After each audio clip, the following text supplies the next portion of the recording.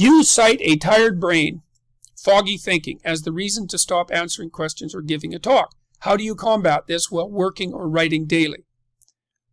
Well, I eat a big breakfast relatively soon on waking.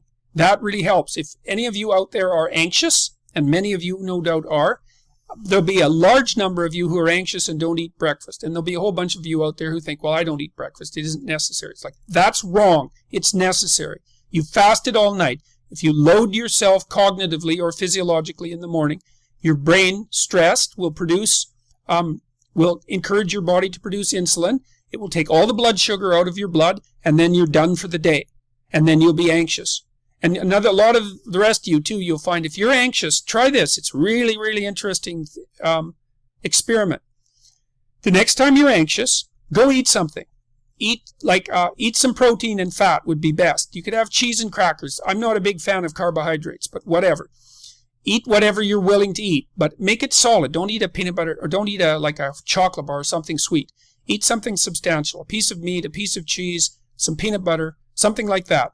And then wait 10 minutes and see if you're less anxious. And try that for like 2 weeks. Every time you get anxious, eat something. Because then you can find out if your anxiety is linked to low blood sugar. And it's very likely that it is, especially if you also get irritable and foggy in your thinking. And the best way to treat that, as far as I've been able to tell, and there's a decent literature on this, is to make sure that you eat a big breakfast. And you might say, well, I'm not hungry in the morning. It's like, who the hell cares if you're hungry? I didn't say enjoy your breakfast. I said eat it. That's not the same thing. You know, there's lots of things that you need to do that you don't enjoy to begin with. You'll get hungry in 6 months, and then you'll start to enjoy it.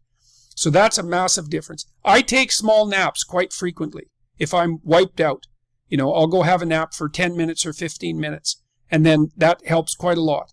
I try to wake up on a fairly regular schedule. That's another thing I would really recommend for people whose lives are in disarray and who are anxious. Try to fix your wake time. Going when you sleep, that's not so important. So you can still, stay up late and have fun and all that. But getting up in the morning is really helpful. So, and you also have to figure out how much you can work or write. I can't write for more than about my sustainable maximum for writing is 3 hours a day. And if I push it past that, then, especially if I'm editing, I make mistakes when I'm editing, so that's counterproductive, and I can't sustain it across time. And so I don't really think you can do more than about 3 hours of extremely intense intellectual work a day. Although if you have a nap, you can stretch that, but I think at least I end up paying for it across time. So nap, make sure you eat, and make sure you eat protein and fat and not carbohydrates, because carbohydrates are basically poisonous.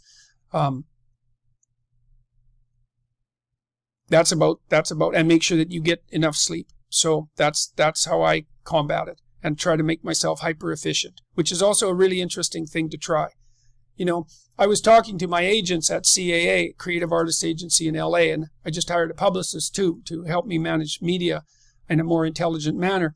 And we're trying to think about our overarching philosophy, and I first proposed to the CAA guys that our overarching philosophy would be something like, because you need an overarching philosophy under which you nest all your specific actions. It was something like to educate as many people as possible in the shortest period of time. It seems like a really good goal. Like, why the hell not do that?